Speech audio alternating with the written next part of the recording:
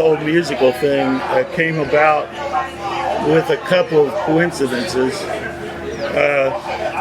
Nate and I, and Dave Thomas, and Dave Howarth, a bunch of us little kids, 15, met here, and we kind of just coalesced into this group.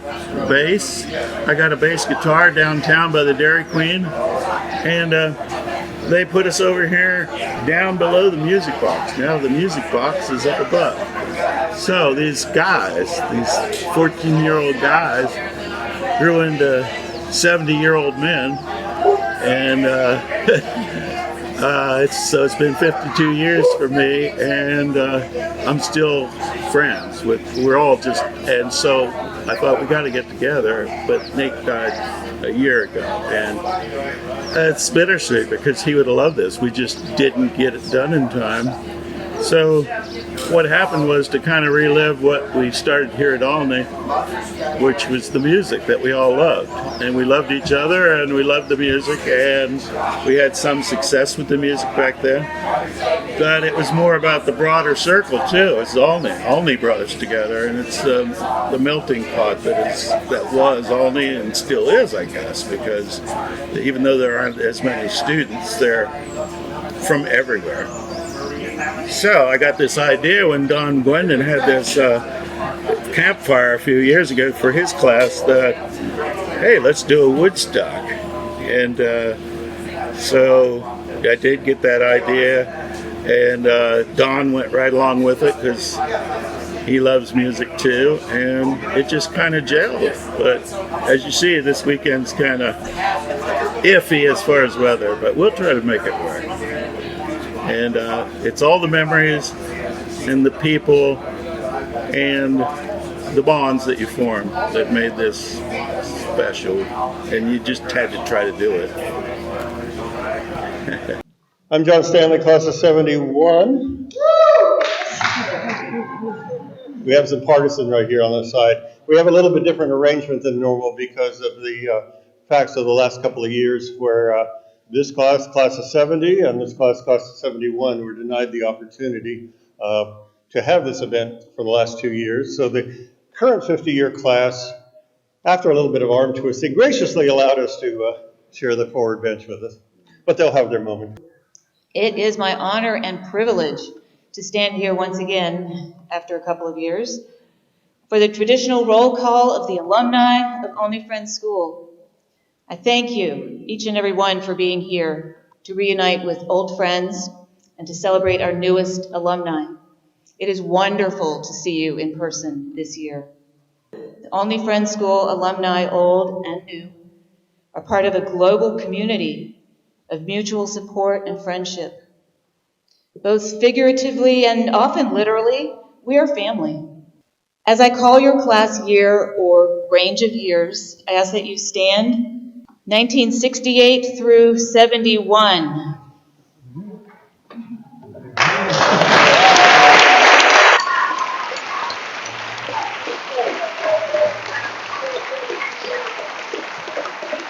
I might have to count you guys later. 1972, the 50-year class.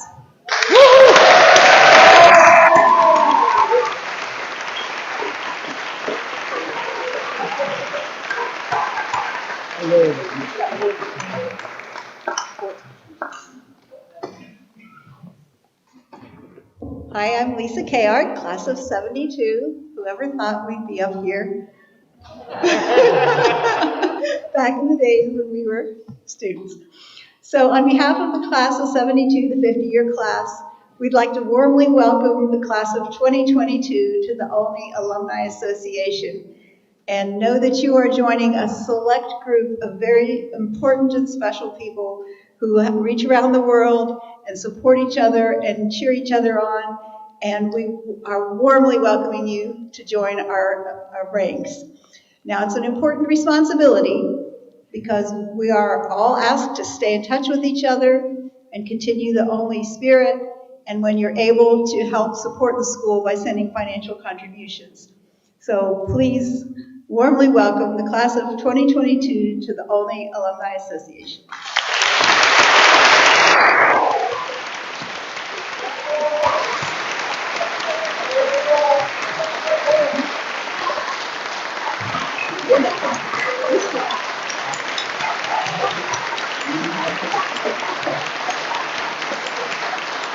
So thank you very much, everyone, for coming back, and for those who are watching online.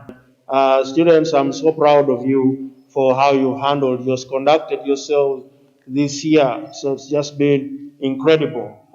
And the seniors, you've been through quite a grueling time, and I'm glad that you've made it to the end. Also proud of you. I will save the things I want to say about you for your commencement. The sign that all these old people showed up is a sign of the bonds that this place forms, and we hope that you have the same benefit with your class since you're able to come back repeatedly and enjoy each other's company.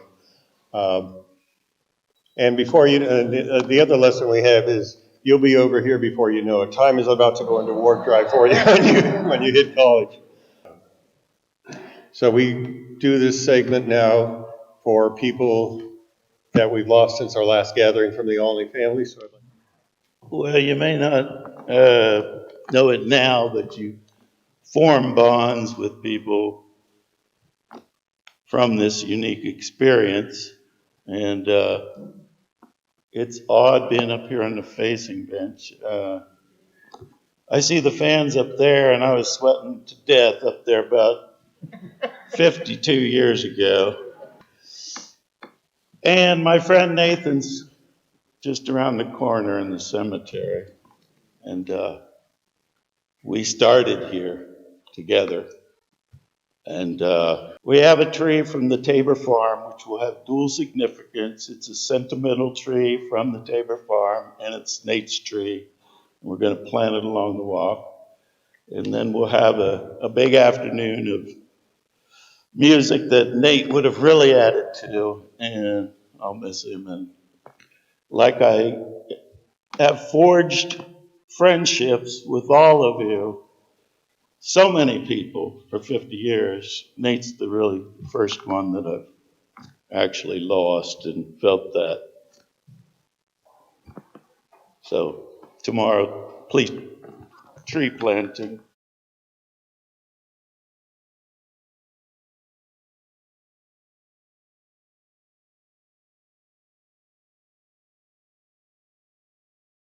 I'm Christian Achema, the head of school. We hold this graduation ceremony in the meeting house here. It's a special place to us. This is in fact the philosophical, spiritual foundation of Olney Friends School, this meeting house and the Society of Friends. A warm and pleasant good morning to you all. On behalf of the class of 2022, I would like to welcome family, friends, staff, alumni, and faculty. I'm so honored to be addressing you today. Thank you for coming. I'm still trying to process the fact that I'm done with high school and I'm going to college. I've never imagined what life will feel like after Olney, I guess. I know most of us feel the same way. I'm so proud of all of us. I'm so grateful to Christian and the staff for believing in us and supporting us. I would like to thank my parents as well for having given me an opportunity to study at Olney. Thank you all so much. Mike here set me up once where he didn't really want me to speak with his mom. And so he set up the time perfectly and then hung around my office. 39 minutes later, I emerged from the office and he said, "How did it go?" I said, "It went very well. We had a great conversation." He said, "Which language did you speak?" Because he knew I didn't know Mandarin and his mom didn't know English. But we talked for 39 minutes. And he flushed red when he realized that I had requested a former student to translate the conversation. There you are. At least the camera is there. Excellent. You've done well. You've promised me Iberico, so I can't wait. He's smiling underneath that mask. The heart and soul of Olney has not changed. And what we call the Olney spirit is alive and thriving today, just as it was when you were here. Back then, most of the classes were 20 students or more. Our class was 10. Small but lively. Freshman algebra. Teacher Bill Tabor was our algebra teacher, and that is Anne Marie's father. Well, we were assigned to bring 10 problems to class the next day. Well, there was 10 of us, so we decided to bring ourselves. So we wrote 1 through 10 on the blackboard and wrote everybody's name, and Teacher Bill's watching this.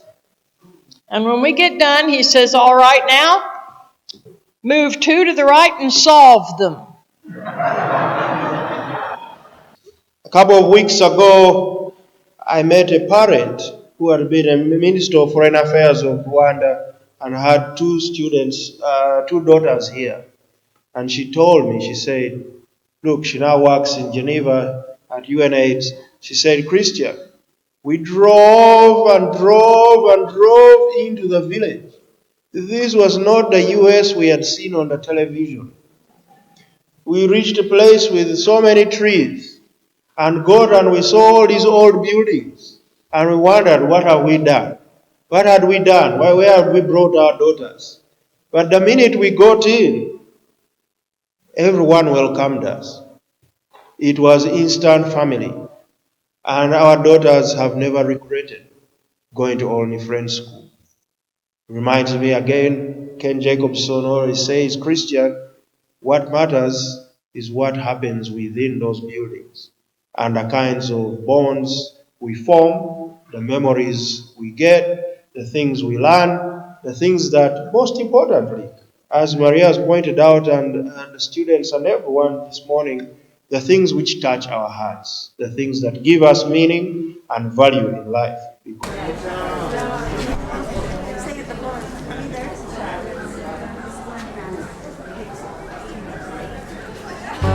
Come on, listen to the story I must tell. Come on, listen, all you people,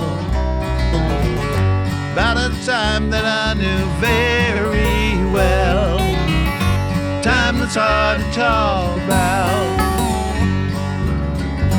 Many times I was a stranger. I didn't know what I was doing. So much time spent thinking of myself, letting life just pass me by. Many times I blamed the world all around me. Many times I blamed my job or my friend. Many times I blamed my wife or my family, but I'd never blame myself. I would walk along these city streets, looking at the dirty sidewalk, picking out the worst in everything. I'd forget to see the sky. Many times I would watch the clouds on the horizon. Many times I would see the dark clouds moving in. Many times I would watch the lightning, listen for the thunder, but I'd never see the sun.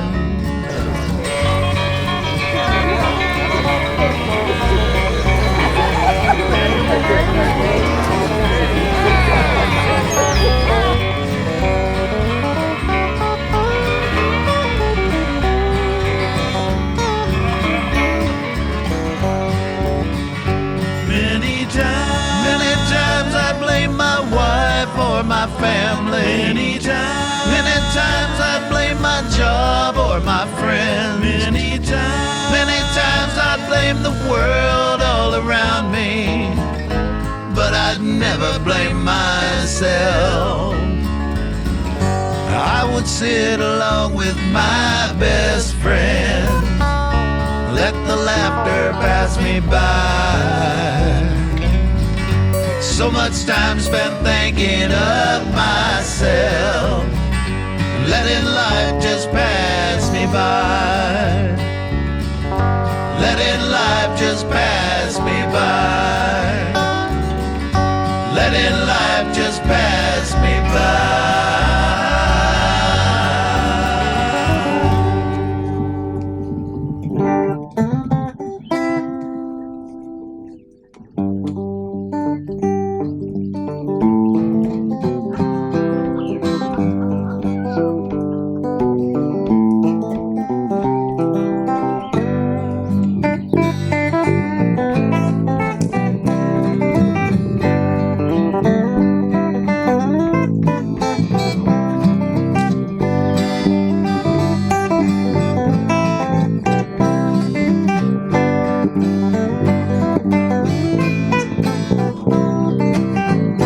As the winding river flows, as each season comes and goes, as each moment rushes past, who can say which one's the last? Every road and every day all come surely to an end. And as the twilight fades away, we'll sing a prayer for every friend, every voice and every face, every once familiar place, every daughter, every son. Let's keep them up and right. Every road and every day all come surely to an end. And as the twilight fades away, we'll sing a prayer for every friend.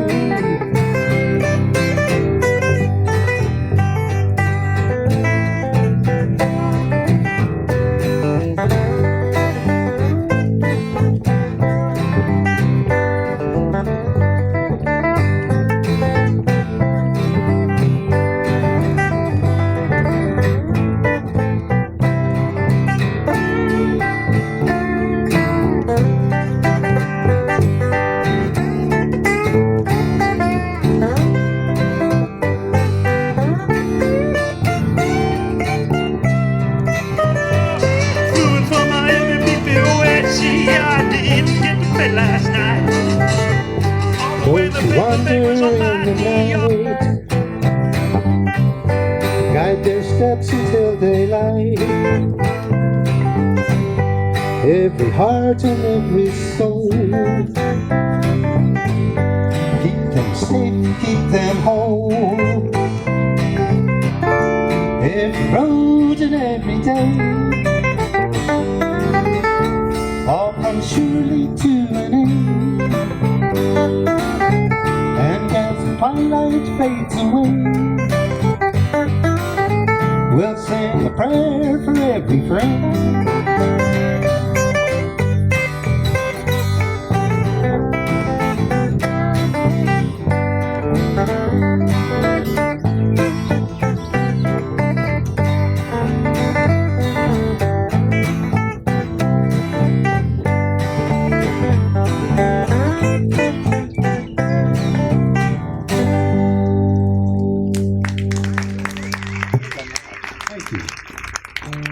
Thank you.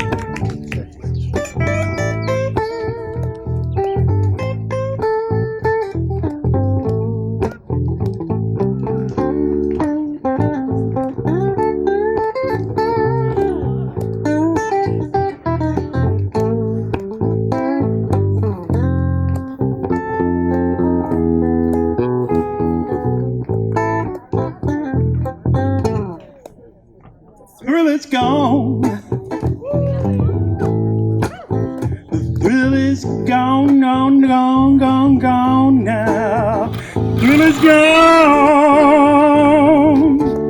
been gone too long. The stage. We've been away That's awesome. from each other for too long. Dave Parsons and Ruth.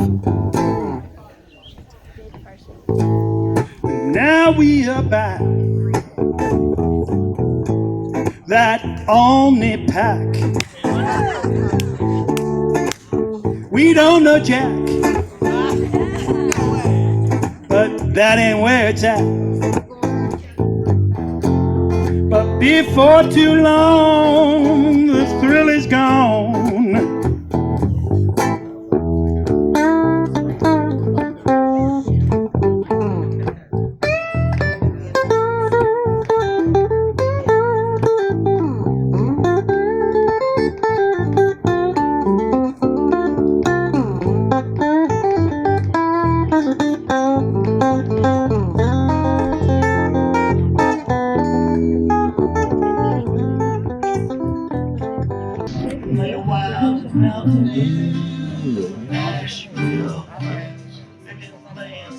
You started already? Well, that's not fair. We can edit it.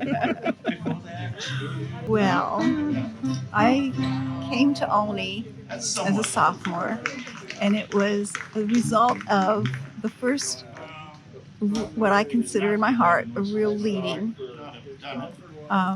We had come to yearly meeting, which was held at Barnesville with my family, like your yearly meeting.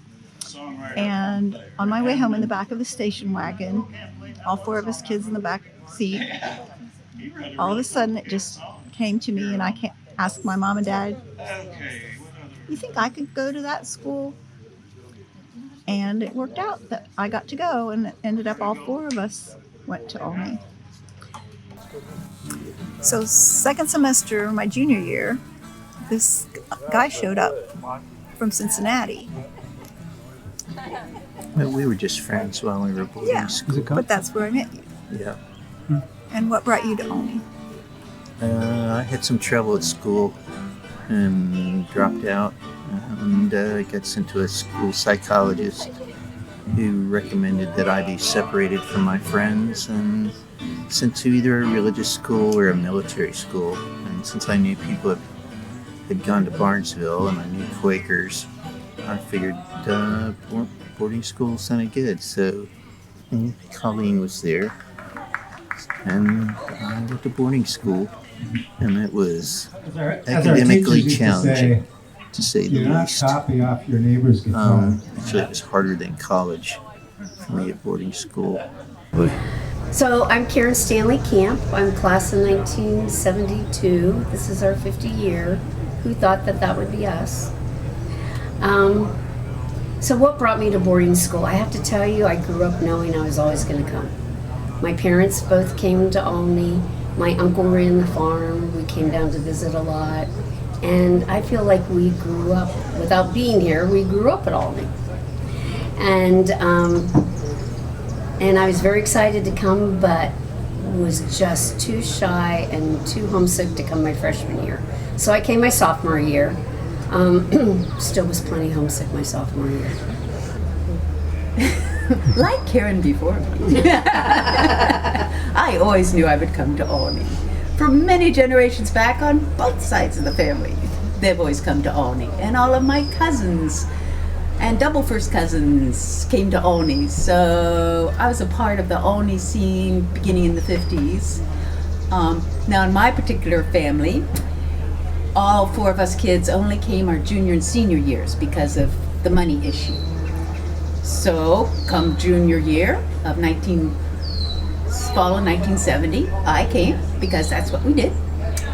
And then I graduated in 1972. The reason I decided to go to Olney was because I didn't see myself fitting in at the public high school where I grew up. I visited the year before, and it struck me that this was a school where everybody could be somebody, and that really proved to be true. It was a great experience. one that I have very fond memories of. Even though I haven't come back very often, it's still a place that holds great memories for me. I'm Nancy Kirk Jones. I was born on this campus, sort of. Mom and Dad were on staff, and I was born in Barnesville Hospital, lived here till I was 3. And I've always been going to come here, Olney, and actually I have nieces who were 5th generation of my family. That was living in the country, so heat seeker. It's my home, and I can't imagine a better second home. John Stanley. Yes. What no, influences I'm brought sorry. you? The proper address is Juana Stanley. Juana Stanley. Thanks to Professora Maria. What influences brought you to Olney? My mother's uterus. I was born a mile away at Barnesville Hospital when my parents were on staff. Oh, they were on staff. Yes. Okay. My dad was Olney's first salaried maintenance man.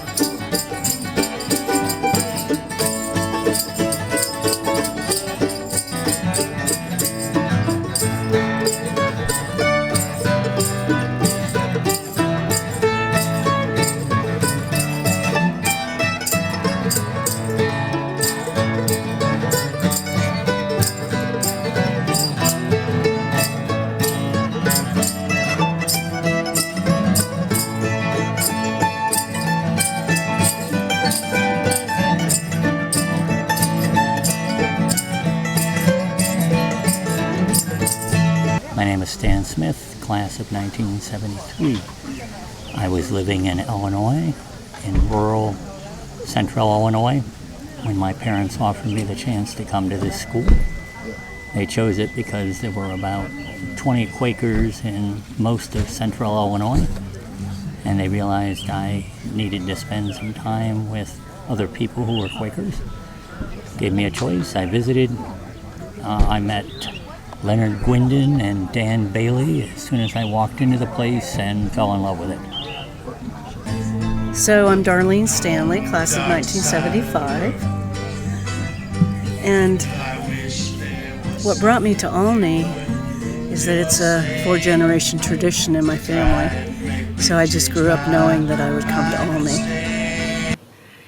And I was kind of struggling at my public school in Cincinnati, and I was kind of lost in this giant school, and I begged my parents to send me away to school. And my father found this school for me through a student's mother who was trying to get a hold of her from Colombia, South America. And my father was a ham radio operator, and she was a ham radio operator, and she was trying to get someone close to Barnesville, Ohio. Well, he was in Cincinnati, and that was the closest she could find. And he got them connected, and then he asked her all these things about the school, and he said, I think I might go look at that school for my daughter. And he drove up by himself. He met Jane and Paul Zavitz and little Jamie Zavitz, who was about 2 or 3 years old.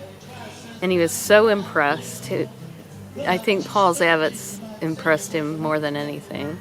And he came home and told me about this little 3-year-old boy that spoke the plain language to his father, and he loved that. So he came and told me that story.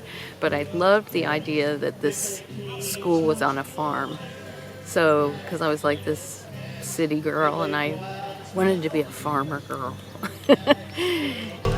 My father was the manager of the school farm while I was growing up, and I was actually born in Barnesville, and through my childhood played on top campus with friends, watched all these other kids coming in from all over the world, folk dancing on top campus, playing basketball in the gym, playing soccer, and playing music.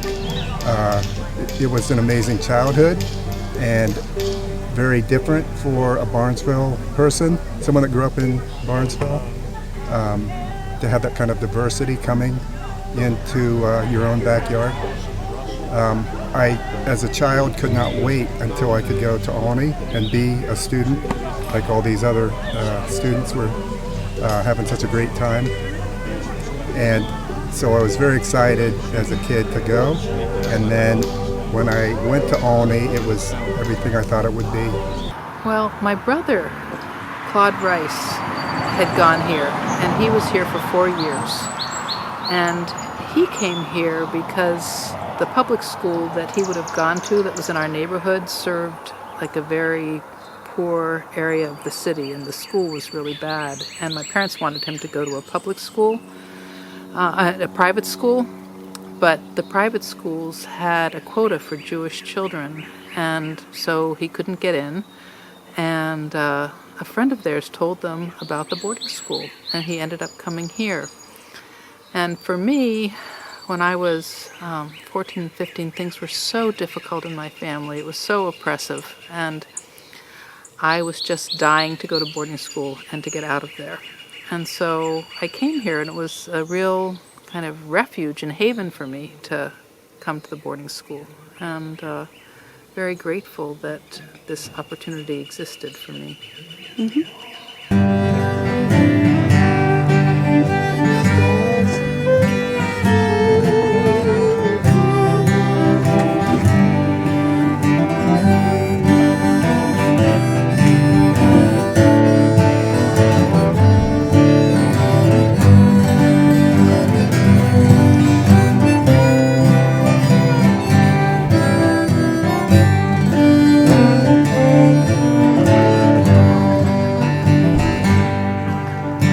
Dancing with my darling to the Tennessee waltz, when an old friend I happened to see.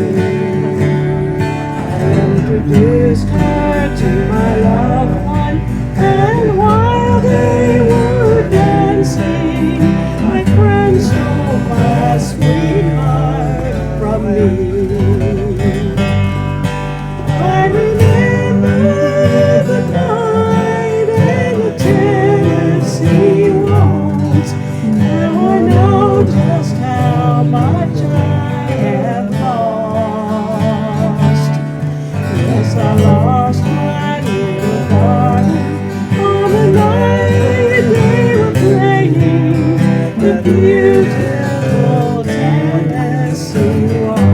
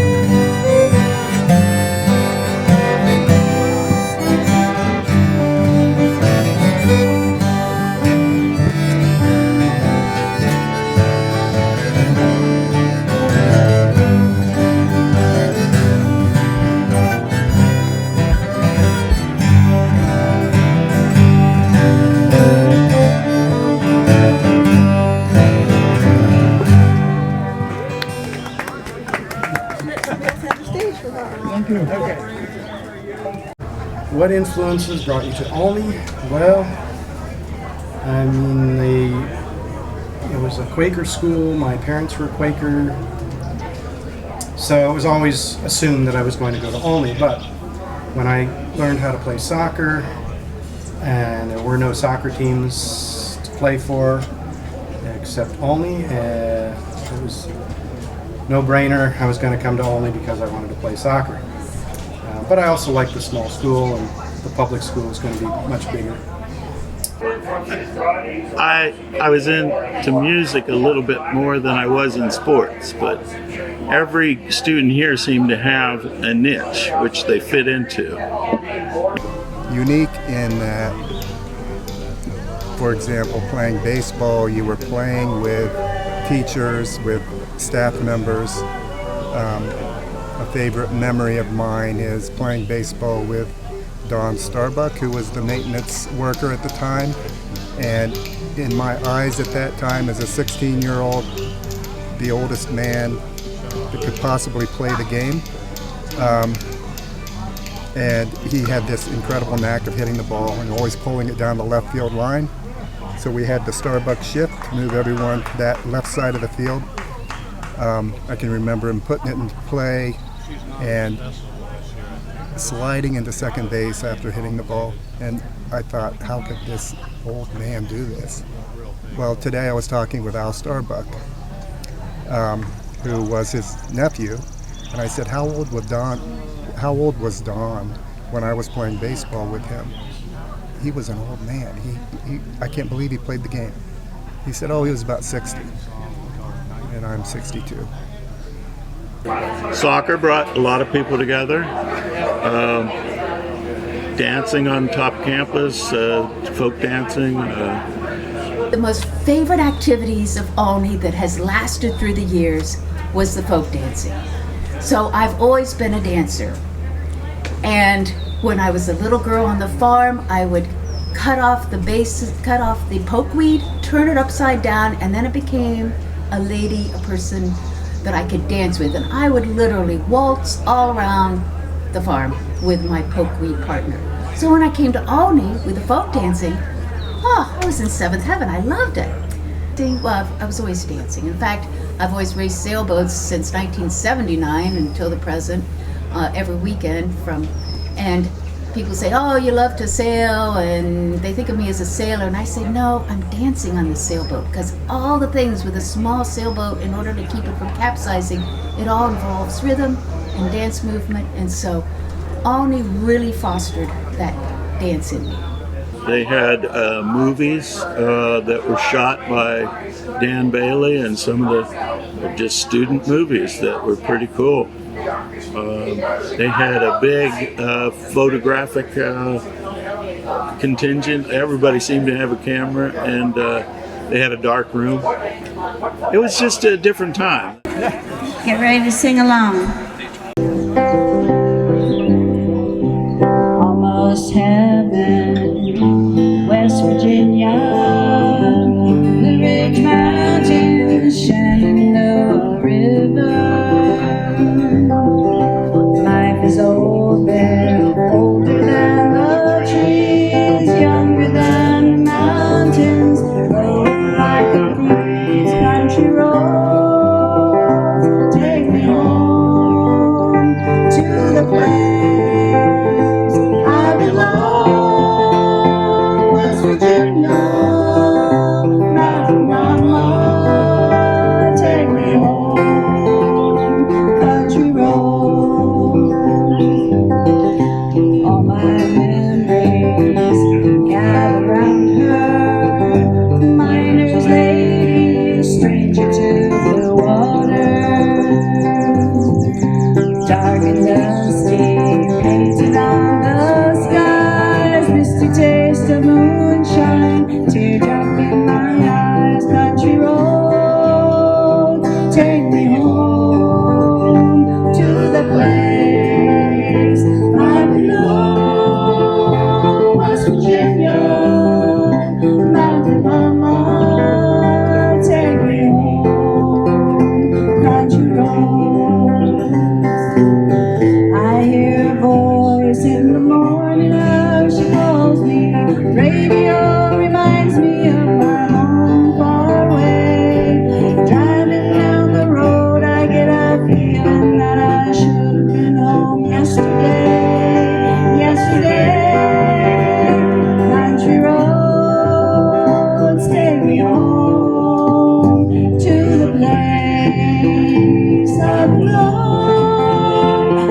Virginia, Mountain Mama, take me home, country road. David's singing. Oh no. Okay, all right.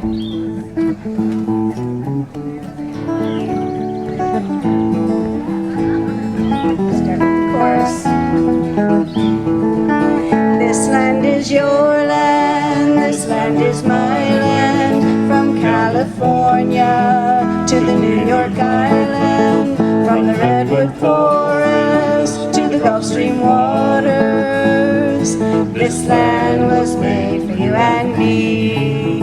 As I was walking that ribbon of highway, I saw above me that endless skyway. I saw below me the golden valley. This land was made for you and me. This land is your land, this land is my land. From California to the New York Island, from the Redwood Forest to the Gulf Stream waters. This land was made for you and me. I roamed and rambled and followed my footsteps to the sparkling sands of her diamond deserts, and all around me a voice was sounding. This land was made for you and me. This land is your land, this land is my land. From California to the New York Island, from the Redwood Forest to the Gulf Stream waters. This land was made for you and me.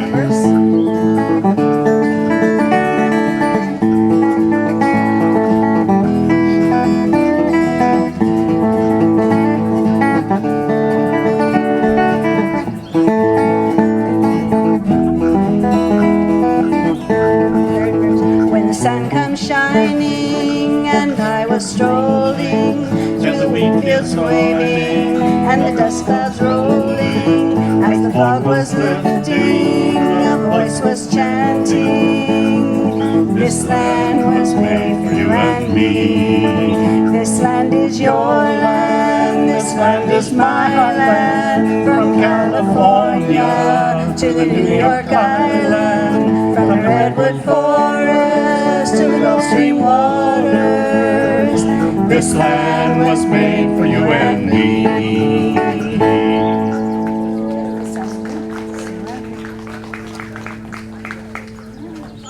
It was just a different time. They had a big Jersey herd, 20 acres of apples, people picking apples for work crew. And students did a lot of work like at Berea, like here there's dish crew and there's dorm cleaning, and it was all done by students. The other thing that impacted me about coming to Olney is just living in the dorm with other women and learning to take care of myself, to take care of my room. You know, the cleaning and the room checks that we would have, you know, the expectation to make your bed and clean your room and do office work, and, you know, just learn how to be the janitorial system and take care of ourselves. I think that was pretty impactful for me. Special event or tradition? Well, they were all fun. You know, junior social, the seniors Halloween social, the family style meals, having assigned tables. That was something I missed after I left. So I remember that. One of the traditions I loved was walking down the walk after meals, that we would go half-houring after our meals, and we'd go around the walk with friends, and it was just a great way of relaxing and just really enjoying being outside and stuff, which was always a great thing about being here. we always look forward to dorm visitations where there was an open dorm in the girls' dorm or an open dorm in the boys' dorm, and we would go and visit. I think we always look forward to that. It was just fun to see how different people set up their rooms, even in our own dorm, in the boys' dorm. But so that was something that was always fun to do, and it was always fun to serenade and be serenaded by the girls' dorm. They'd come over to our dorm and sing, and we would go over to their dorm and sing. Although I think, without a doubt, their serenades were better than ours. But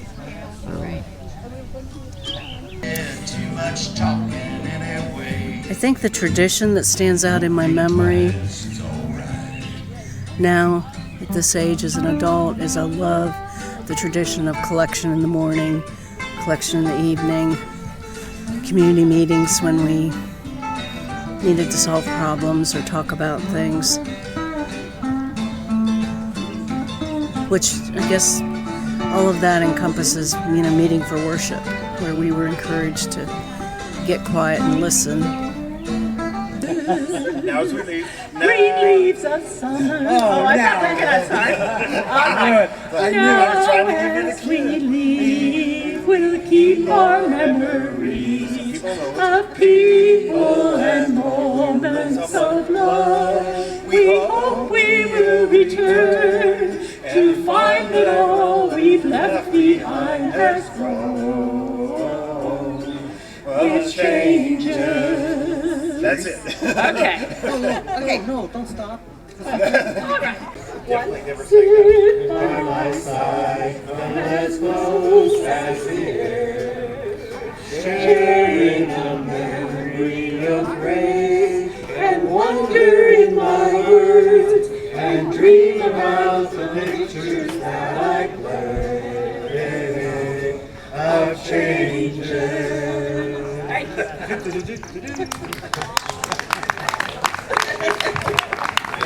Well, we haven't practiced for 52 years. That is the longest version of that song this class ever sang. Yes, we only did two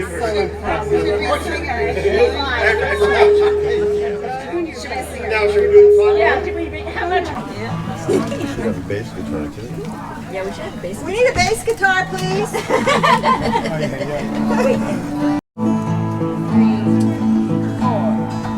I've been lately thinking about my lifetime, all the things I've done, how it's been. I can't help believing in my own mind, I know it would hate to see again. I've seen a lot of sunshine, slept out in the rain, spent a night or two all on my own. I felt the pain of loneliness, had myself some friends, but now it's getting time for me to roam. We'd like to say it now, they've been good years all in all. It's been so fine to have the time to hang around. Lie here by the fire and watch the evening tire, all our friends and all our loved ones sit and toss the way around. Talk of All the prayers and promises and things that we believe in. How sweet it is to love someone, how right it is to care. How long it's been since yesterday. What about tomorrow? What about our dreams and all the memories we share? The days they pass so quickly now, the nights are seldom long. Time is quickly fleeting from our home. Changes somehow frighten me, still I have to smile. It turns me on to think of growing old.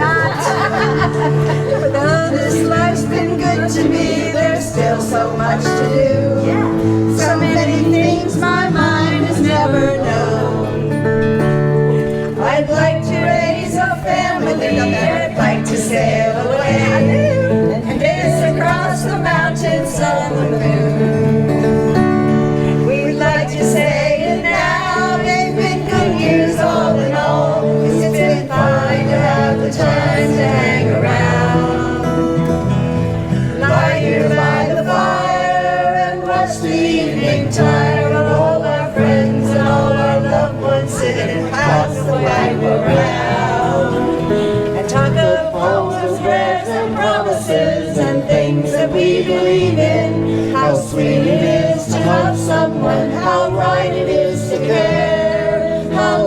been since yesterday? What about tomorrow? What about our dreams and all the memories we shared?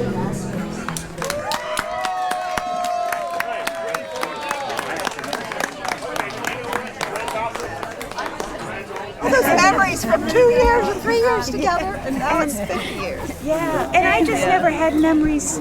I mean, I've got these memories now of connections. This weekend is what I feel like I finally. This is the sing-along portion of the afternoon. There's going to be some We're all more ourselves than we ever were. Yeah. This is where it started. This is where it all started.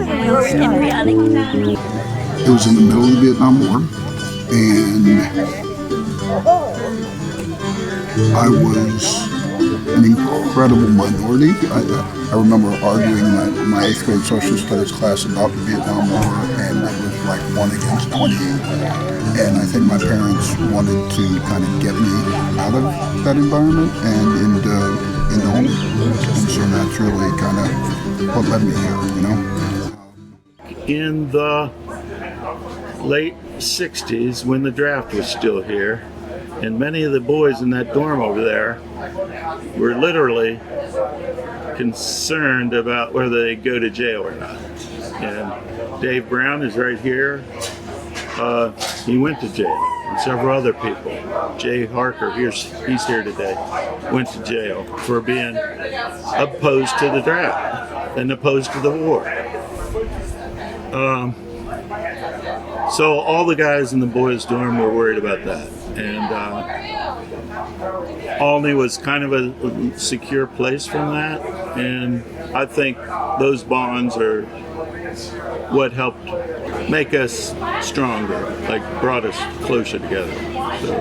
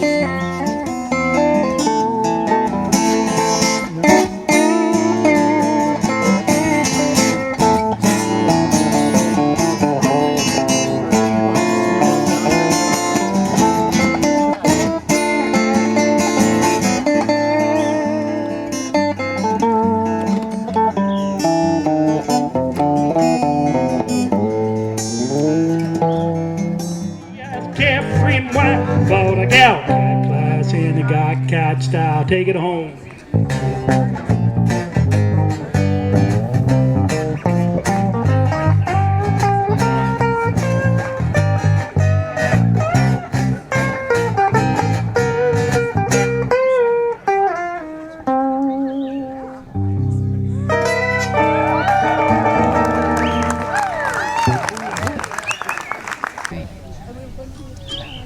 No, I think the main thing that strikes me about going to school here is that because it was, even at 100 students, is still a fairly small school, much bigger than it is now, but everybody had a chance to shine.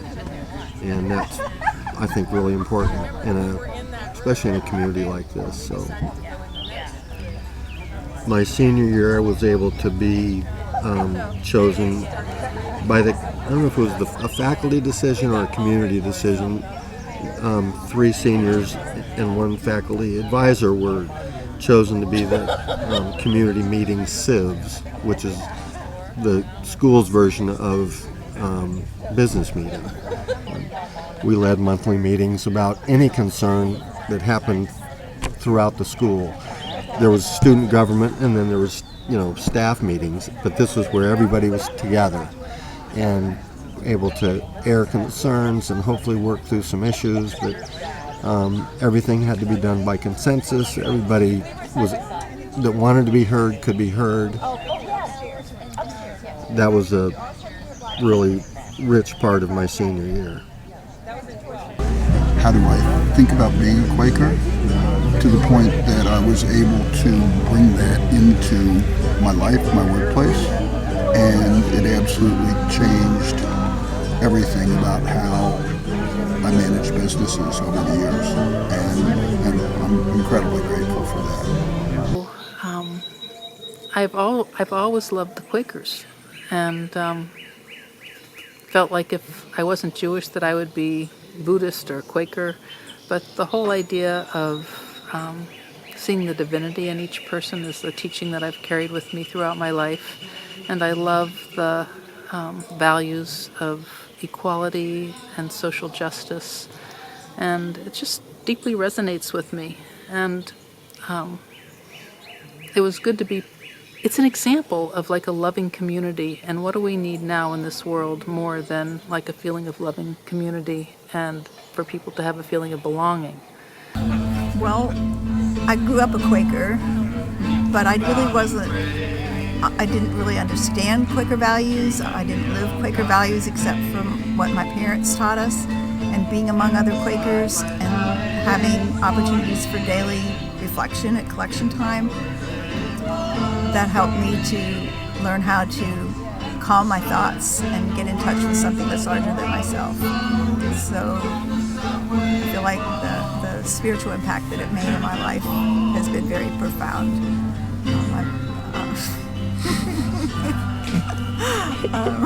I'm very active in my Quaker meeting.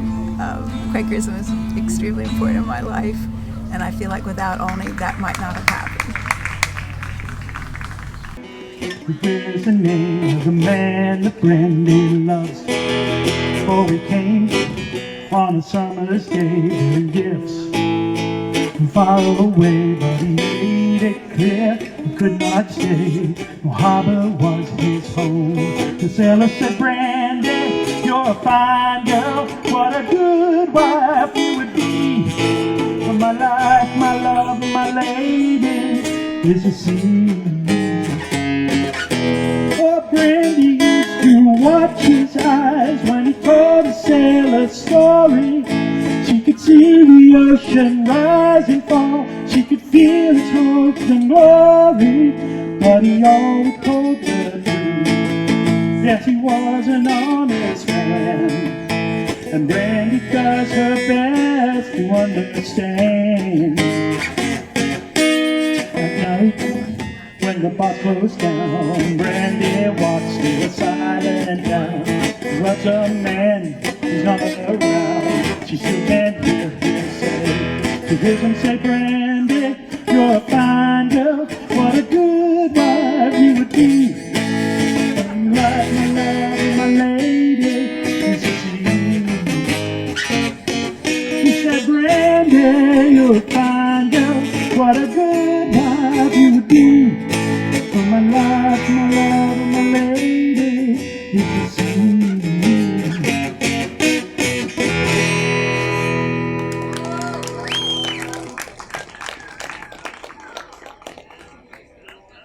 So, my mother sends her greetings to any and everyone, and was quite frustrated that she couldn't make the trip down to see this, and wanted to make sure that I said hello to everyone. You have to understand, many's the time I was told stories about someone's name would come up and she would go, well, that student did this work for me, and then would start explaining and bring out quotes from your work. And I'm sure it had a lot to do why I chose to be a teacher. She made that aspect of teaching extremely rewarding. The other thing that struck me as particularly poignant this weekend is when the class of 70 and the class of 71 and 72 were all up there. Those were the 3 graduating classes for my dad.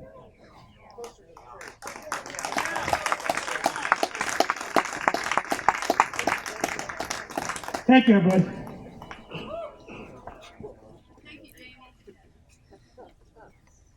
What music do you listen to when you were at Olney? Well, I got introduced to rock and roll when I got to Olney. So I got attached to Led Zeppelin and Rolling Stones a little bit, but primarily I'd have to say Led Zeppelin was an eye-opening music to me. And I love to listen to that before playing soccer. Were randomly picked out of the student body and went backstage at the theater and met Igor Stravinsky, who was conducting that night. And the pressman took a photograph, and it was in the paper the next day. And it was just such an important event in my life, and I've loved classical music ever since. And that's one of the things that Olney did for me.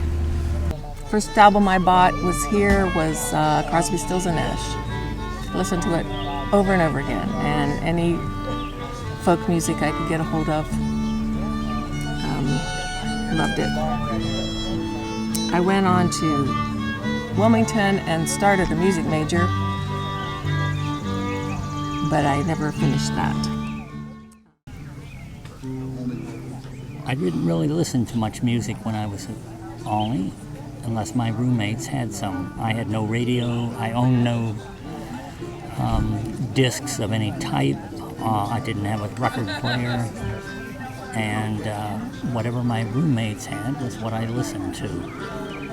To this day, some of that's my favorite music because I listen to it all the time. I lived in room 4 one semester with 3 guys who had 10 45s. I put the stack on every morning, and I woke up to the same 10 songs every morning for an entire semester. The one that was always my favorite was, I believe, you heard it on the grapevine. I actually really enjoyed that music.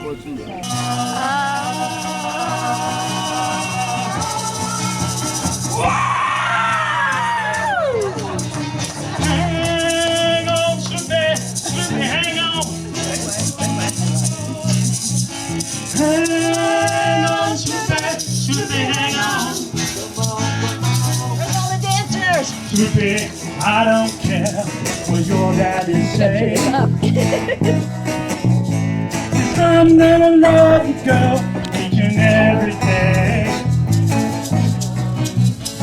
Snoopy, they that come from the wrong side of town. Everybody there tried to put my Snoopy down. Come on, Snoopy, come on, come on. Come on, Snoopy, come on, come on. Come on, Snoopy, you make me feel so good. Well, shake it, shake it, shake it, Snoopy. Like I knew that you would.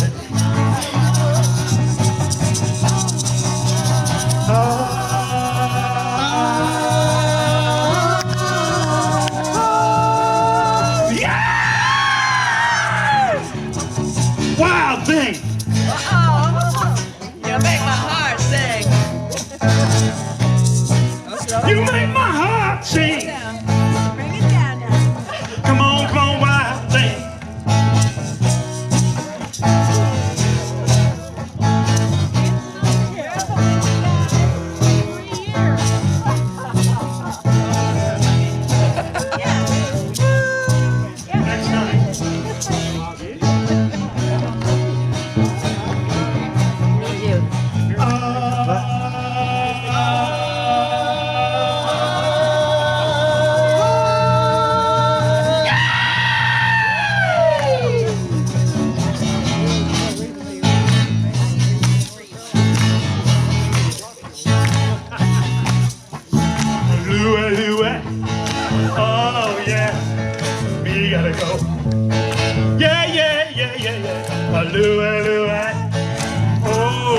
It stopped. You gotta go. Oh. Oh no, it's still I'll going. make up the words because no one knows what they are.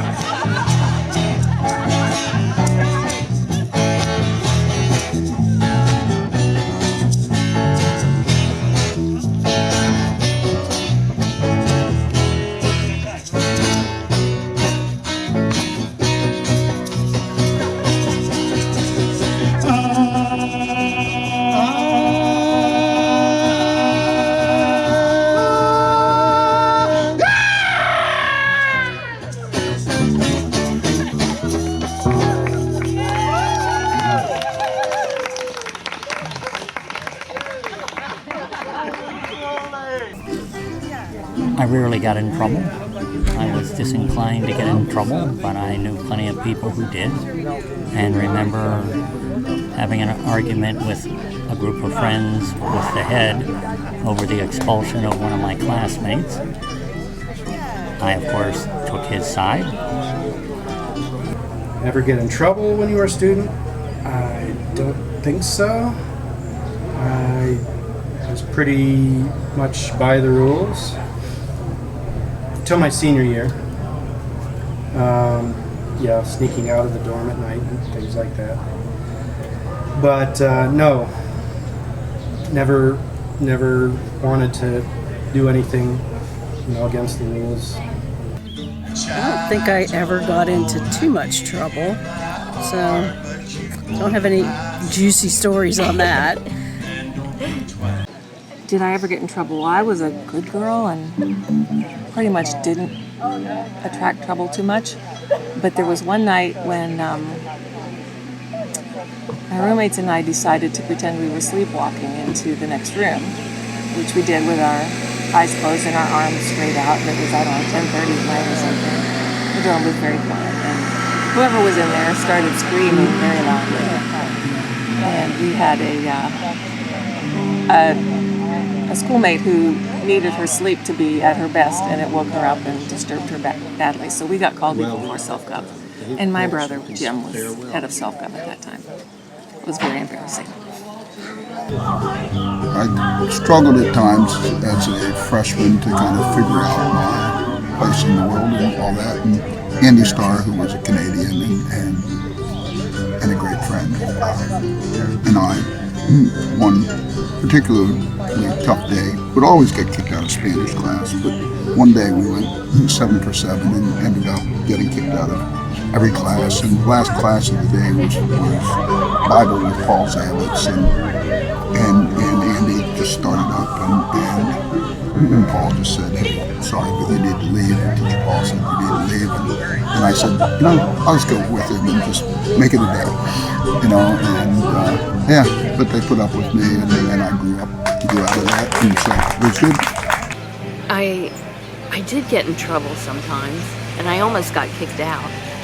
And I remember I begged Dick Stratton, "Please don't kick me out." He said, "Well, maybe you'd be better at Scattergood. It's a more liberal school." And I thought, no. I had a hard enough time fitting in here. I don't want to go and start over at a school. And another thing I'd like to talk about is being naughty. What? And one, I think it's pretty funny experience of misbehaving was when I was a senior, and I think I was on some kind of committee, and I got special dispensation that I could take study hall in the dorm once a week. Well, I kind of went more than once a week. I abused that privilege. And one day I went to the dorm for study hall, and I took a shower. So I was coming out of the shower stark naked with my shampoo in my hand. And Mae Brown, the librarian who was in charge of the study hall, met me in the hallway, and she said, "Joanna, these already had study hall once this week." And I said, "Yeah, but I forgot my pencil." And she laughed. Take a load off me. Hey, put the load right on.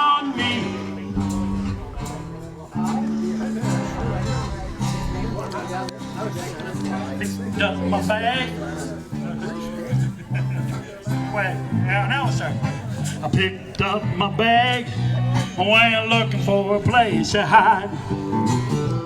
When I saw Carmen and the devil, they were walking side by side. I said, hey Carmen, well come on, let's go down.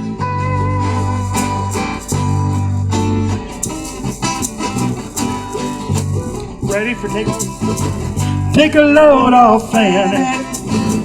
Take a load for free. Take a load off Fanny. And you put the load right on me.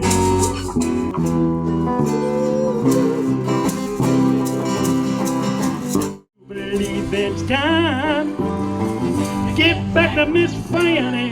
You know she's the only one who sent me here with her regards for everyone. Take a load off Fanny. Take a load for free. Take a load off Fanny. And put the load right on me.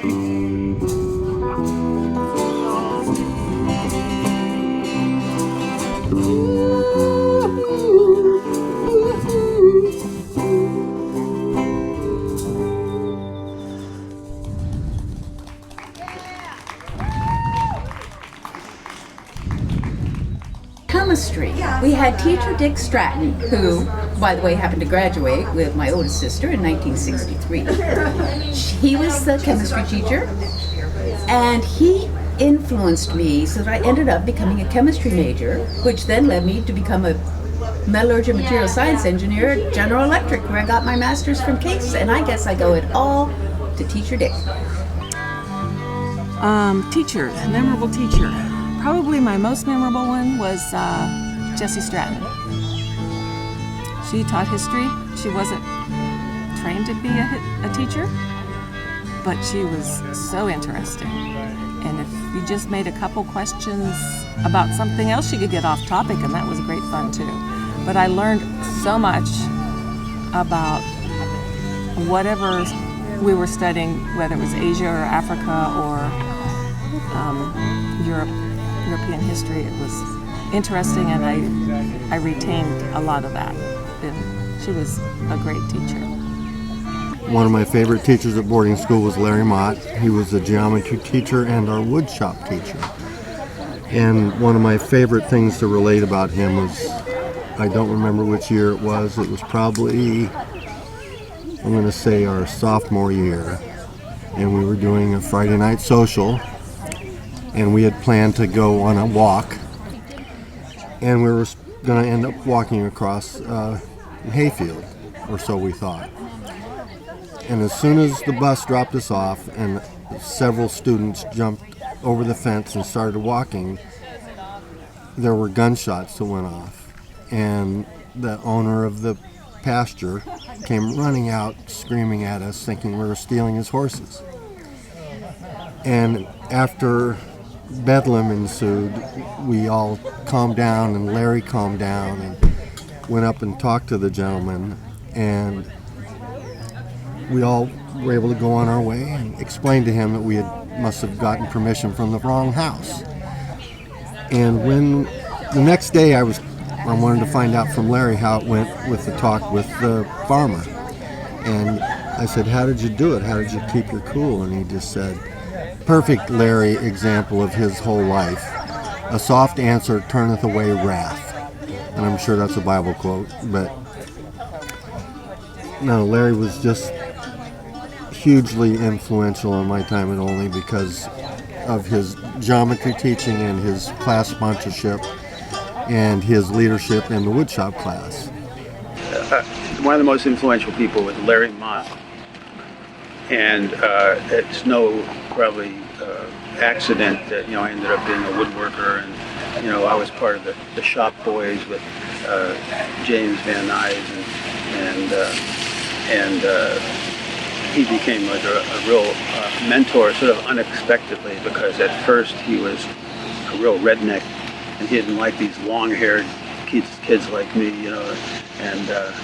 but he came around and I felt like I was so lucky that our class, he was a sponsor of our class, and we raised feeder pigs, and he was just so energetic, and yet from such a different culture from what I was used to. It was just a real eye-opening experience. I was so saddened when I heard that he died so young. Just amazing man. There were lots of great role models. One was Bill Tabor, who taught the Quakerism class. And once I graduated from Olney, I thought, now what do I do? I didn't think beyond Olney. As a child, I always thought of that as the Holy Grail. I was working in Philadelphia, got a phone call from Bill Tabor. He said, there's a job at Pendle Hill that you ought to check out. It's working in the maintenance department at Pendle Hill. So I checked it out, and it was so much like the Olney community that I felt right at home there. And so as a result of that, I accepted the job that was offered, and I've been there ever since. Influenced me the most was Ernie Hartley, and he introduced us to all kinds of concepts about the environment that have really influenced my values. And the saying that I remember the most is him saying that there's stability in diversity. In other words, there has to be lots of ways of being in the world for the world to continue, and for us to find our way forward. If we all did the same thing, we would go to a dead end. Do it again, Tom. I've been coming back to this school for years, and my former students would come up and say, Kingdom, phylum, class, order, family, genus, species, as if that was the most important thing they learned in biology class. Oh, it was hilarious, but they did learn their lesson. Anyway, my 5 years of teaching here from 1970 to 1975 were just 5 of the greatest years of my life. I loved the school, I loved the students, I loved teaching biology. We had just built a new greenhouse, and we used the greenhouse for student projects, and it was just such a rewarding time for me personally, and I'll always be grateful for it. Yeah, that's right. I want to tell you about a teacher that had a great influence on me, and that was Cleta Mott. And how she did it was, I really didn't like sports. I didn't like competitive. I didn't like, what was that game we played?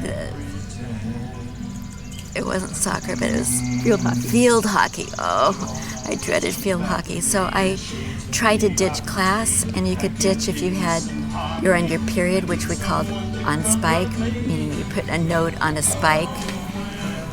And I was on spike for like weeks on end, and finally Cleta said, Joanna, what's going on here? And I said, I just don't like sports. I don't want to do that. And she said, well, what would you like to do? I mean, we need to be active in our lives. What would you like to do? And I go, why can't we dance or something? And she said, well, like what? And she said, well, I took this modern dance class this summer, and it was really fun. And I took ballet when I was like 6, and I like moving like that. And she said, okay, you can teach the dance class.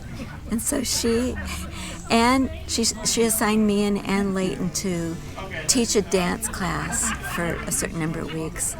But what that did, it was teaching, but it wasn't shaming me. It wasn't telling me my feelings were wrong. But it was telling me that I was responsible for my physical activity, which I was pretty lax about. But she said, find something you love and do that. And I've done that ever since.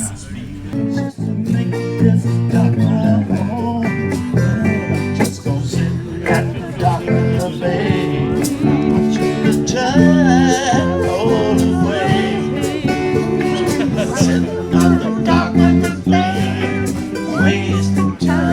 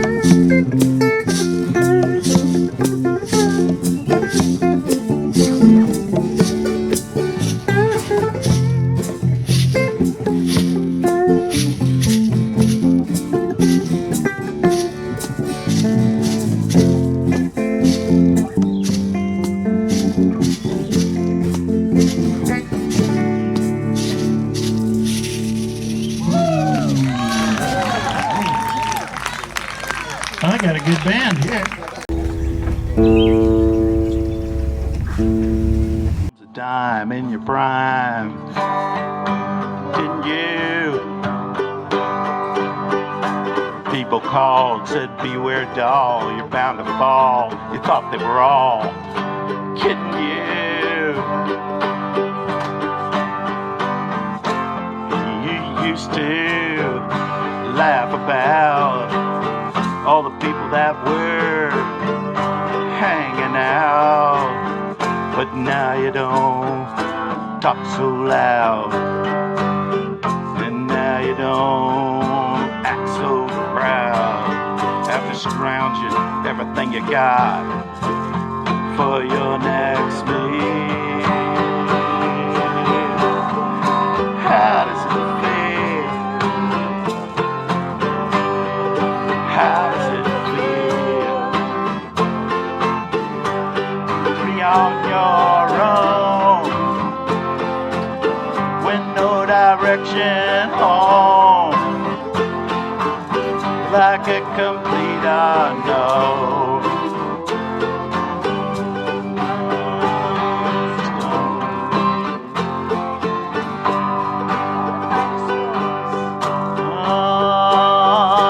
You only went to the finest schools, Miss Lonely, but you know you only got juiced in the head. And you never understood that it ain't no good when everybody always tried to fix for you. You rode undone first with your diplomat, who carried on his shoulder a Siamese cat, but now you don't.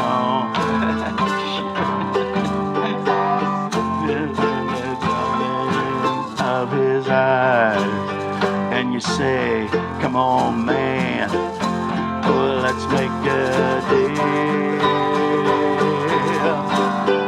Well, how does it feel? Oh, how does it feel to be out on your own? Well, like a rolling stone, there's no direction home, and a complete unknown, like a rolling stone.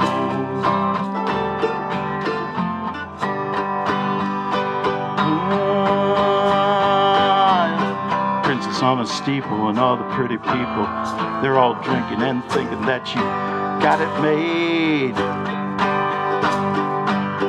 exchanging all precious gifts. You better take that diamond ring and you better pawn it, babe. You used to be so amused at Napoleon of rags and the language that he used. So go to him, you know you can't refuse. When you ain't got nothing, you got nothing to lose. You're invisible now. You got no secrets to conceal. How does it feel? Oh, how does it feel on your own with no direction home, like a complete unknown, like a rolling stone.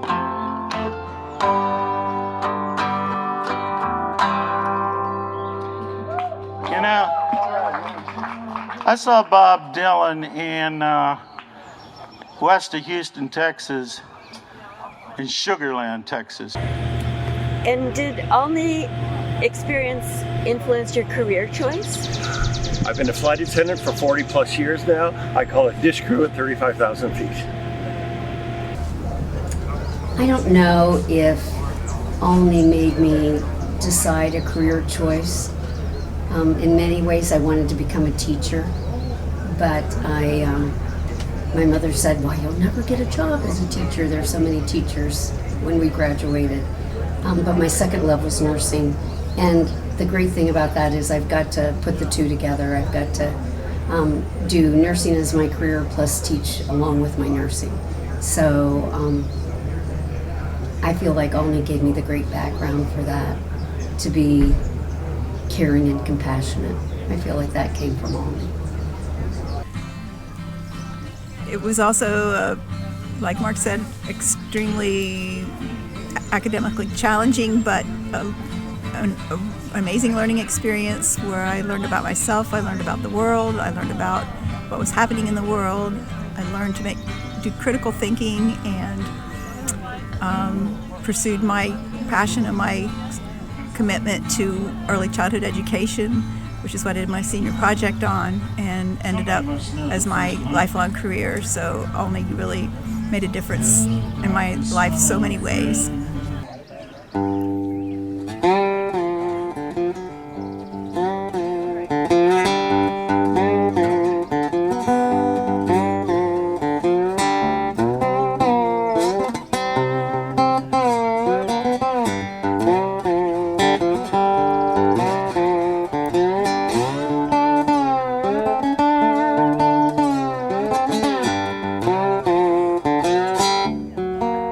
Well, she called me a loser, called me a slob. She said, you better get out there, find you a job. I said, I can't do that.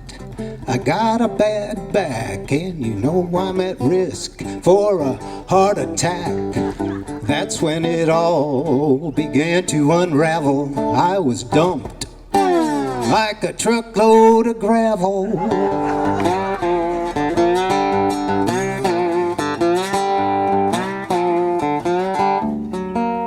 She said, I ain't gonna work my fingers to the bone while you sit around playing on your phone. I ain't gonna work all night long while you sit around writing stupid songs 40 hours a week, wearing out my feet.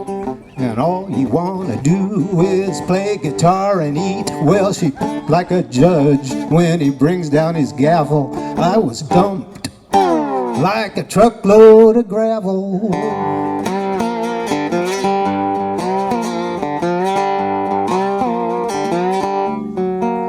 She said, I've had it up to here.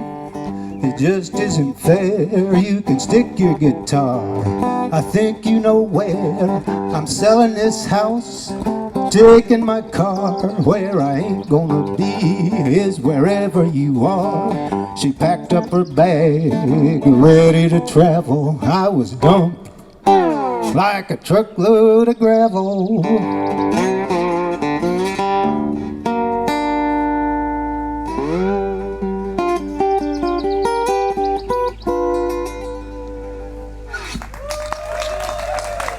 Thank you.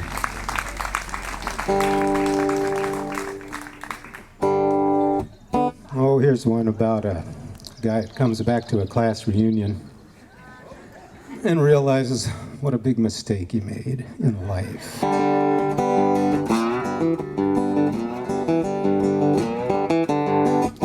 Who knew that you were ever gonna look so fine?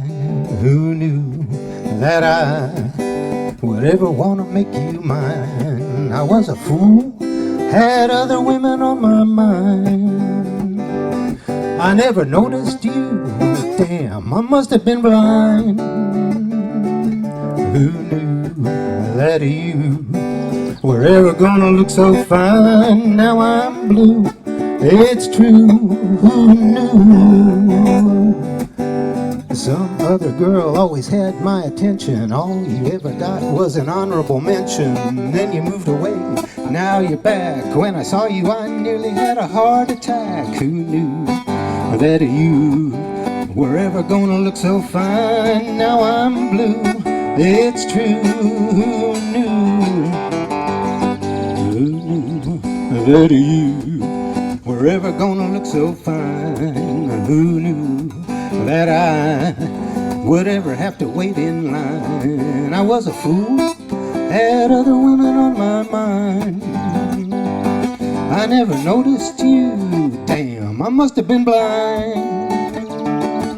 Who knew that you were ever gonna look so fine? I'm blue, it's true. You were kinda quiet, I was kinda loud. You never fit in with the in crowd. You were kinda smart, I was kinda dumb. I never understood where you were coming from. Who knew that you were ever gonna look so fine? Whatever chance I had, I blew. Who knew?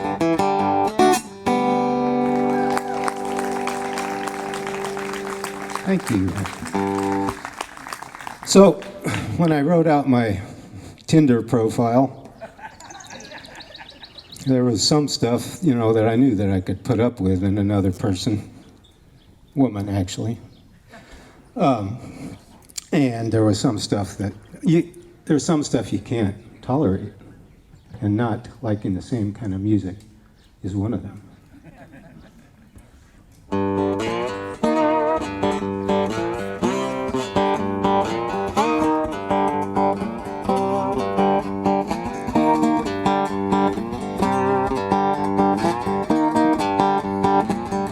Well, you may be a beauty, you may be plain, you may be from California, you may be from Maine, you may live on a farm, live in a town. Your hair may be blonde or black or brown, you may be a Jew, you may be a Quaker, but if you don't like the blues, that's a deal breaker.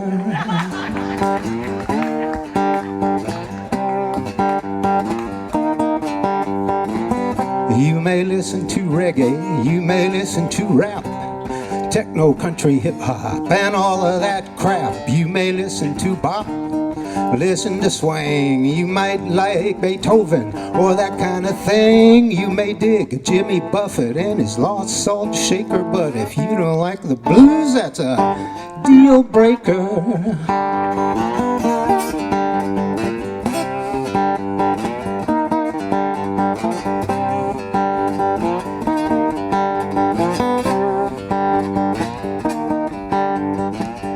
I don't care about your party, I don't care how you vote. You may dress in ragged jeans or a big mink coat. I don't care if you're poor, care if you're rich, hip or square, it don't matter which. You may play it safe, you may be a risk taker, but if you don't like the blues, that's a deal breaker.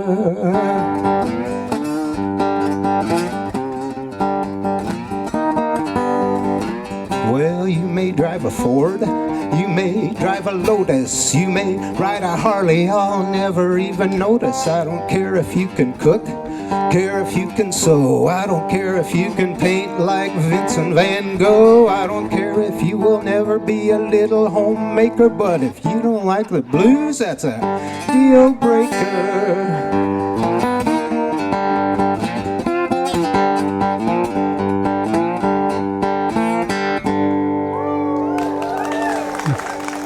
Thank you. Thanks a lot.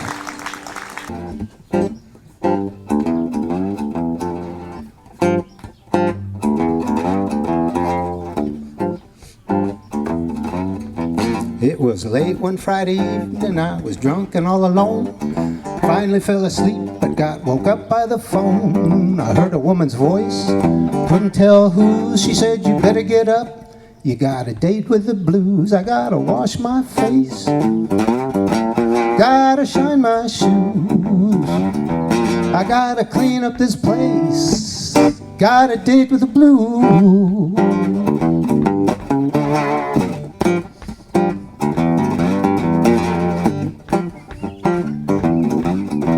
Well, I was up in Deadwood, I was holding 8 and 5. The dealer looked familiar, but I couldn't see her eyes. She said, "I'll meet you anytime you like, any place you choose. Just tell the maitre d' you got a date with the blues." I gotta wash my face, gotta shine my shoes, I gotta clean up this place, got a date with the blues.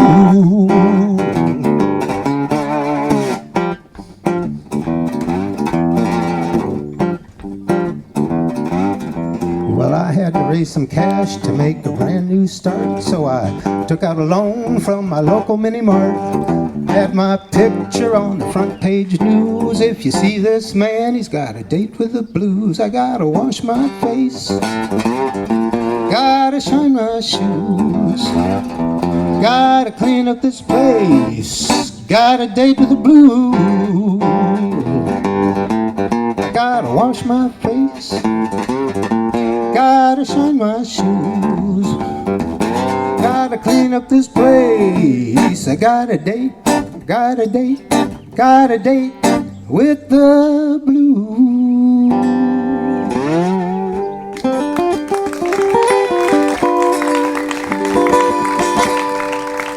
Thank you, folks.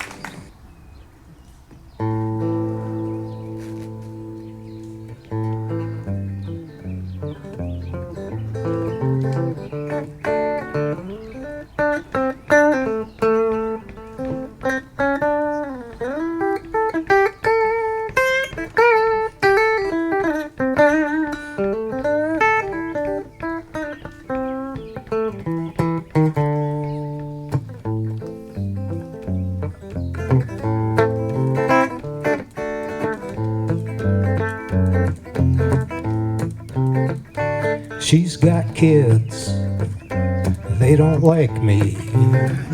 She's got kids, they don't want me around. She's got kids, they all hate me.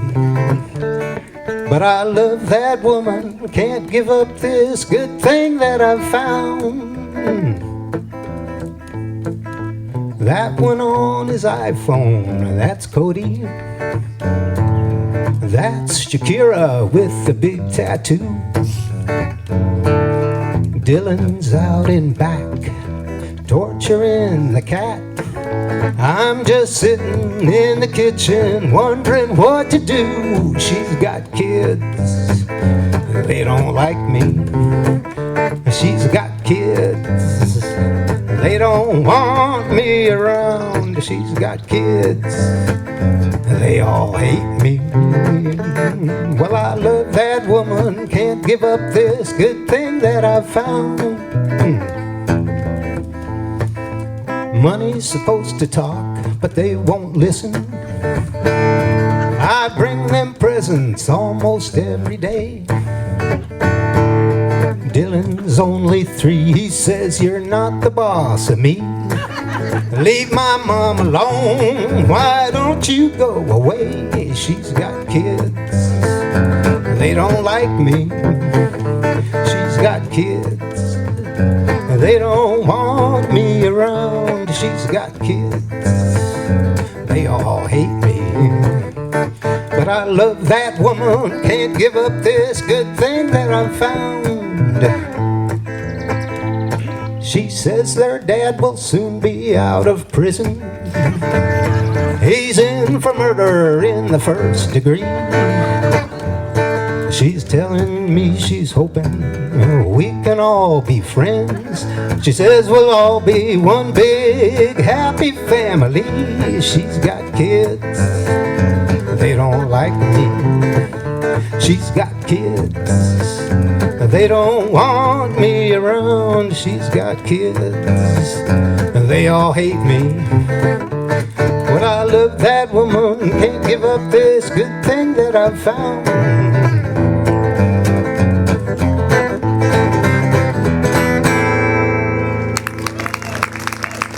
Thank you.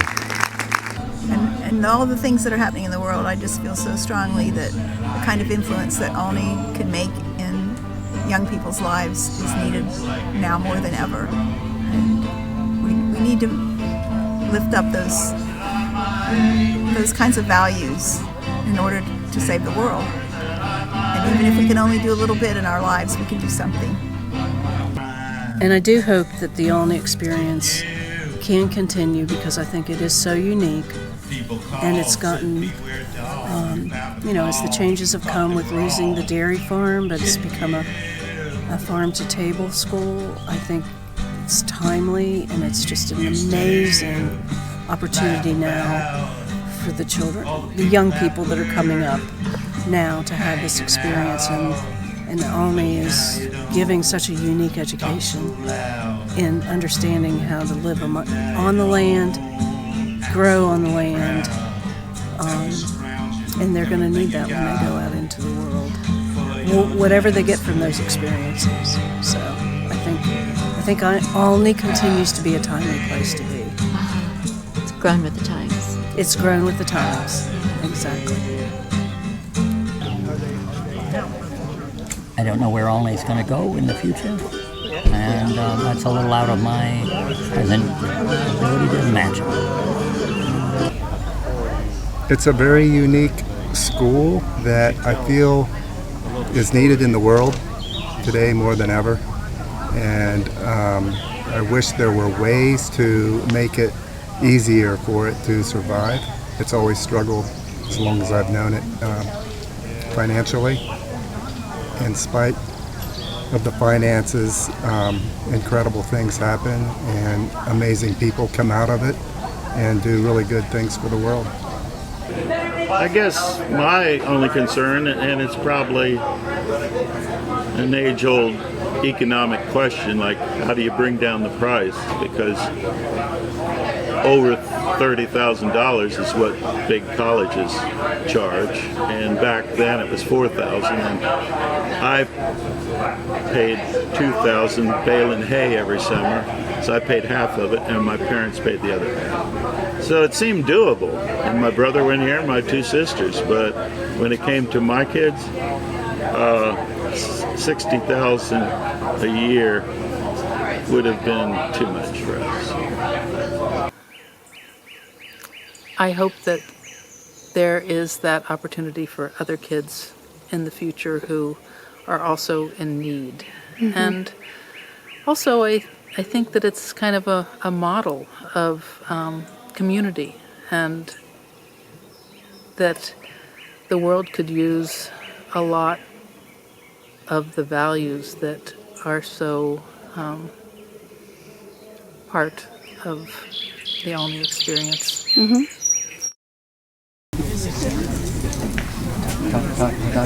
Should be the first one. Well, let's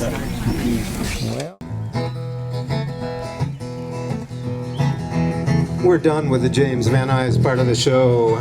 We'll play some happy songs.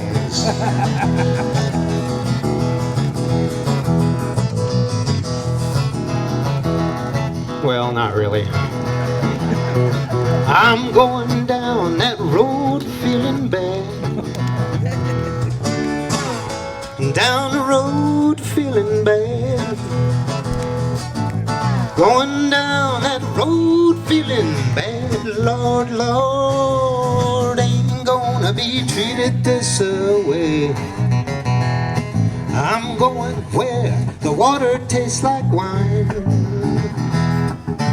Going where the water tastes like wine. Going where the water tastes like wine. Lord, Lord, ain't gonna be treated this way. Go ahead, Tom.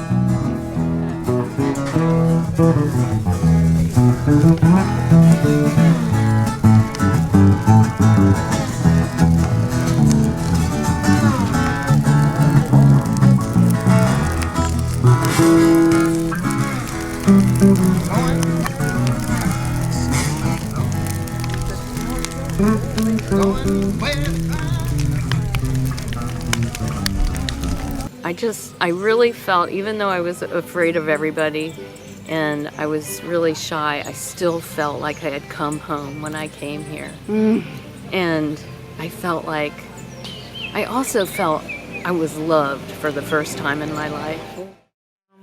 I think Lisa Caird said that she felt like Olney encouraged people to be themselves. And I do think there was a feeling of kind of acceptance and tolerance for a lot of differences and different kinds of people in the community.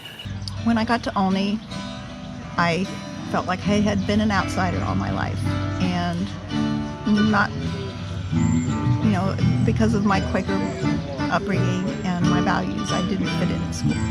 This was finally a place where I felt accepted and valued and lifted up and encouraged to be who I really am. Can I get you now? Lord, must I hesitate?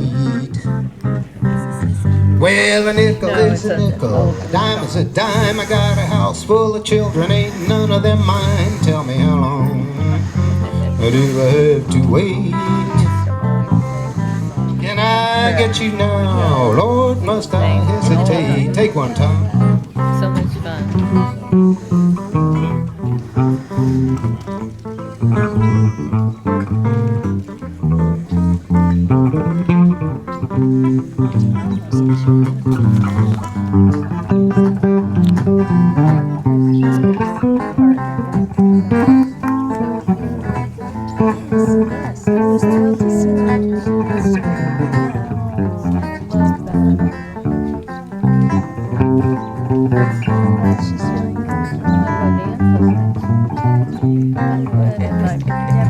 Well, I ain't no doctor's son, but I can check you out till the doctor comes. Tell me how long do I have to wait? Can I get you now? Lord, must I hesitate? Well, I ain't no lawyer's son, but I can handle your case till the lawyer comes. Tell me how long have to wait? Can I get you now? Lord, must I hesitate? Well, I ain't no chiropractor, son, but I can adjust your spine till the chiropractor comes. Tell me how long do I have to wait? Can I get you now? Lord, must I hesitate? Well, I ain't no yoga instructor, son, but I can show you a few positions till the yoga instructor comes. Tell me how long do I have to wait? Can I get you now? Lord, must I hesitate? You better do it, Tom.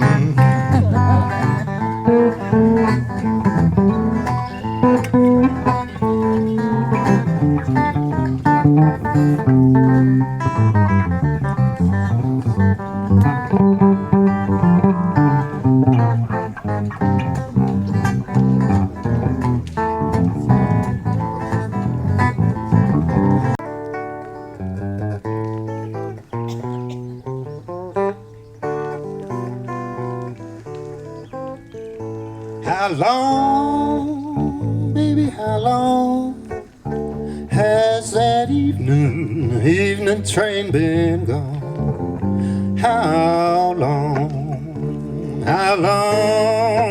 baby, how long? Went to the station, didn't see no train. Deep in my heart, babe, is an aching pain. How long, baby, how long?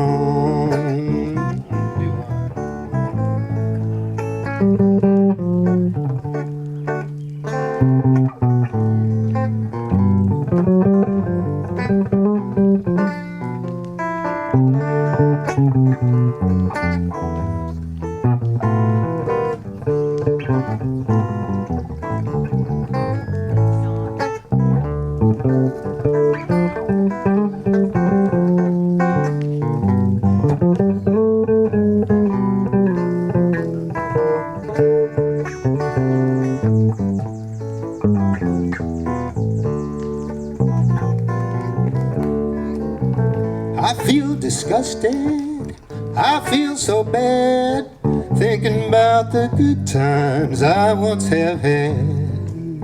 How long, how long, how long? You gonna be sorry, you gonna be blue. You'll want me, baby, I won't want you. How long, baby, how long?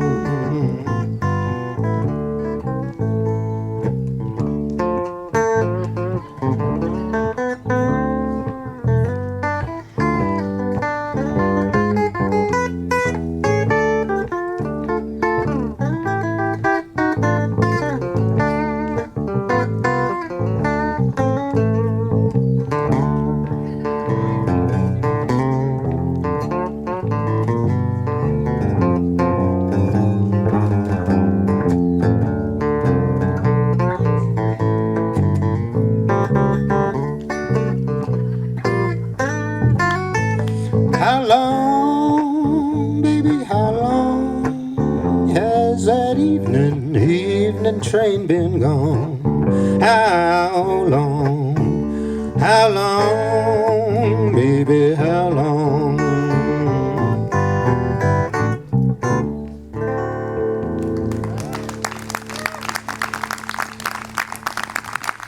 Thank you. I got to thank Tom for sitting down and working out these songs with me. He hadn't heard any of this stuff until yesterday. What a pro. It was that's a tumultuous time in our life, when you're a troubled teen, and so I had a lot of issues about Olney, and I felt it's unfortunate that I kind of like cut off from Olney for a long time and kind of recreated myself out in Oregon, because I really kind of threw the baby out with the bathwater, so to speak. It's hard when you're dealing with all your teen issues, and anyway, there's so many great people and connections that I made, and There's just nothing you can say about the friendships you make, and even though maybe we haven't stayed close to each other, we get together at a gathering like this and it's like we haven't been apart. We listen to each other's stories to hear what's happened in our lives, but the great part is that we still feel like we're friends from having been here. My Olney friendships are very precious to me. It's the history that you can't get with anyone else. The shared experiences, the community that's formed here is so precious to me. I'm really glad I got to come this weekend and see so many people. Olney changed my life. I was shy, I had few friends.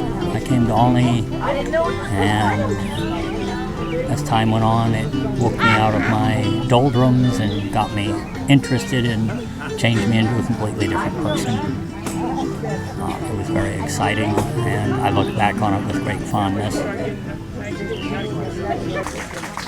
The friendships that I got there, I still have many people who I can come back to here and remember them well, some of which I communicate with on a regular basis. Most I don't. I have made the best friends that I still am in touch with from the time I was 14 years old, and now I'm 66, and I still feel like I'm 14 sometimes. And you're coming home again, maybe? And I just feel like, I will always feel like this is my other family, or my real family in a way. Mm-hmm. These people that I know here. Wonderful. And there's no way to express the influence Olney has had on me. It influences me every single day of my whole life. And I have deep gratitude for the great life I have right now. Well, here it is, 2022, and I was here in 1973, so these were, even though I was only here for a year, they were such important connections that I made. And I sustained friendships with a number of people over all of these years. And the friendships, because the friendships have been lifelong. And I actually have become closer to my classmates and to other people from Olney in my adult life than I was during the school years, which I've really enjoyed. So that's been really nice. Me at boarding school, and I met Lisa, and we got together the summer between our junior and senior year at a yearly meeting. We went to this little exercise thing together, and we've been together ever since.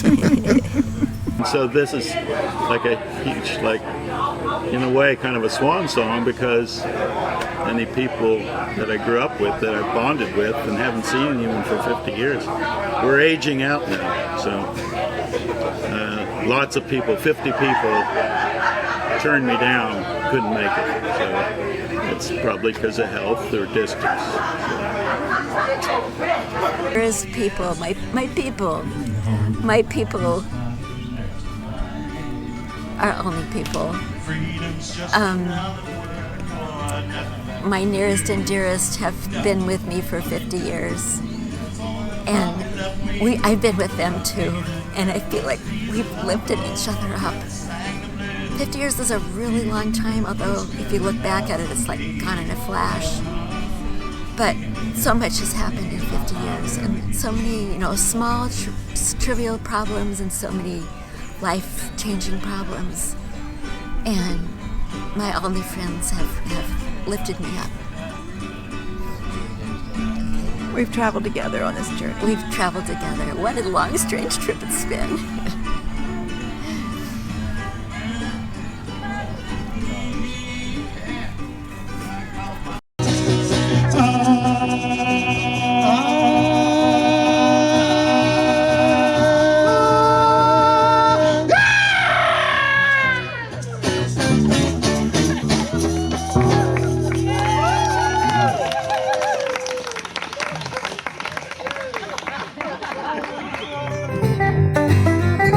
We'll sing a prayer for every friend.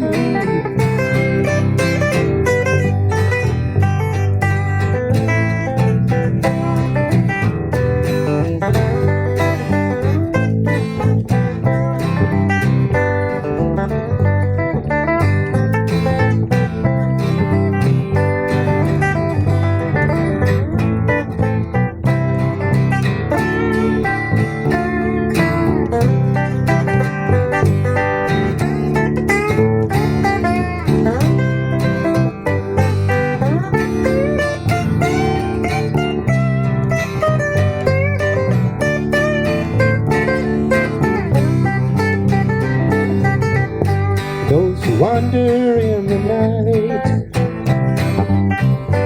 guide their steps until daylight. Every heart and every soul, keep them safe, keep them whole. Every road and every day, all comes surely to an end. And as the twilight fades away, we'll sing a prayer for every friend.